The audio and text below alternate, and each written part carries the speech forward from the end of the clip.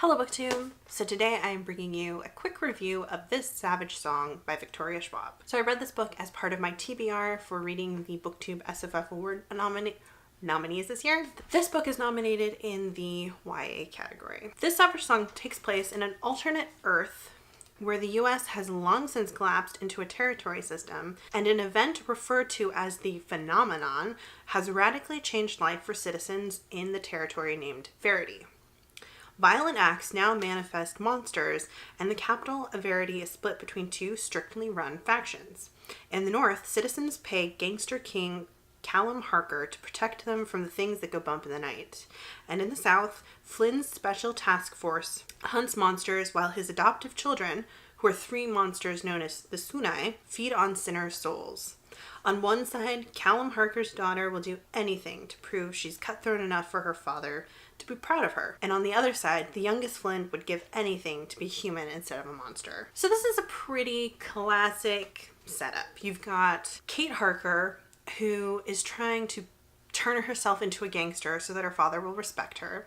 And you've got August Flynn, who was created in an act of violence and feeds on people who have committed atrocious acts and created monsters. He desperately doesn't want to be a monster. He doesn't want to lose control, and he just wants to be an ordinary human. The book kind of starts off with Kate burning down part of her boarding school so that her father will have to bring her back to the city, which is called V City. And she's enrolled in a special pricey academy, and the people in Flynn's coalition decide that this is a great opportunity to keep an eye on her.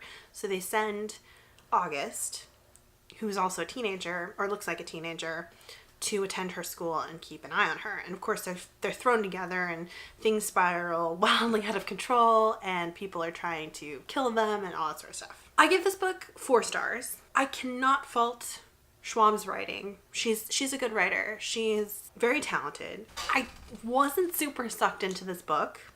It definitely took about 150 pages, maybe a little bit longer than that, 175, for me to really even feel invested in it. I would say there's kind of like, there's maybe like 200 pages in there that are really interesting and exciting when Kate and August are thrown together and they're like trying to work together to survive and to escape various people who want to do them harm. I think that section was really good. The climax was kind of It wasn't necessarily predictable, though. I mean, I think you could see it coming. But it also wasn't like super compelling. I don't know. It was just okay. It was fine. I think the very, very end of the book was pretty good. So one thing I will say is that I definitely, for the most part of the book, I preferred August to Kate. I just didn't really care for Kate. I really couldn't connect with her emotionally, I guess. I liked August. He was a sweet kid. I wanted good things to happen to him. I wasn't a super fan of his character arc. Like, at the end, I was kind of like, oh, but why? Like, the very, very, very, very end. Like, there's this really cool part near the end with him, and then there's the aftermath of that cool part, which is very, like, kind of sad. Not sad.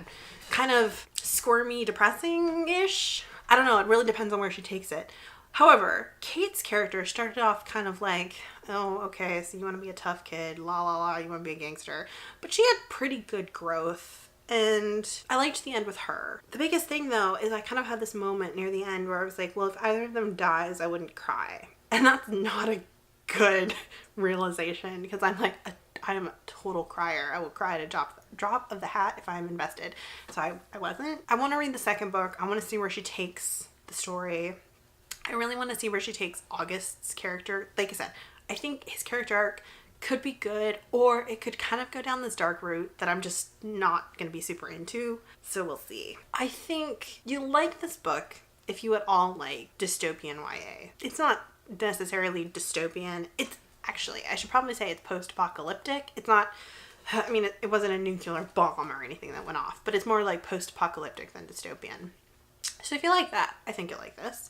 There was kind of this weird Hellboy element to it, but I wouldn't necessarily recommend it for people who are big fans of Hellboy because I think you'd be disappointed. It also felt really kind of contemporary-ish to me, like if contemporary characters ever got into knife fights with vampires. But it really felt kind of contemporary. So if you like that, I think you might like this.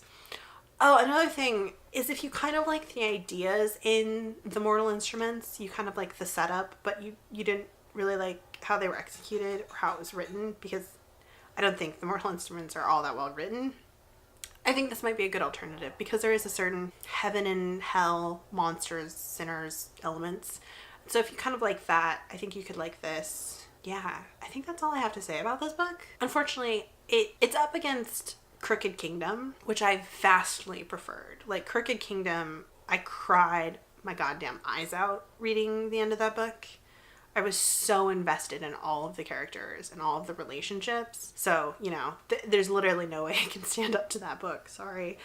For me, personally. But I think it's a solid book. I think if you want something in the YA, slightly post-apocalyptic... Oh! You know the other thing it kind of reminds me of, actually. Not in that there are zombies. There's no zombies. But if you like the Resident Evil movies, if you kind of like the aesthetic of them, especially the third one, which I think is called Extinction, and maybe to a lesser extent the second one, though those movies are a lot gorier than this.